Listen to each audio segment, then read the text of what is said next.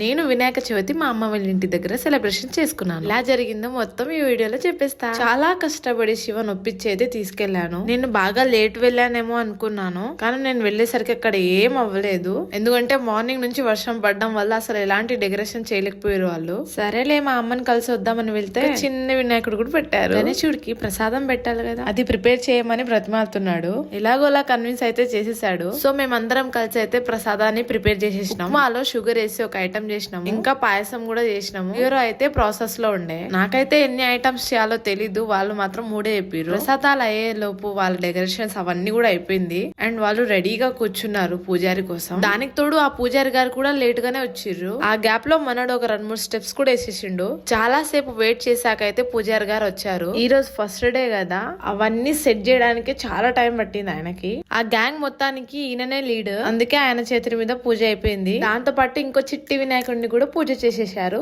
నేను ఇప్పటి వరకు చూసిన విగ్రహం దగ్గర ఓన్లీ ఒక్క లడ్డు మాత్రమే ఉంటది, వీళ్ళు 2 తెచ్చిర్రు. మరి ఏంటో నాకు అర్థం కాలేదు. చలో ఇంకా పూజ మొత్తం అయిపోయింది.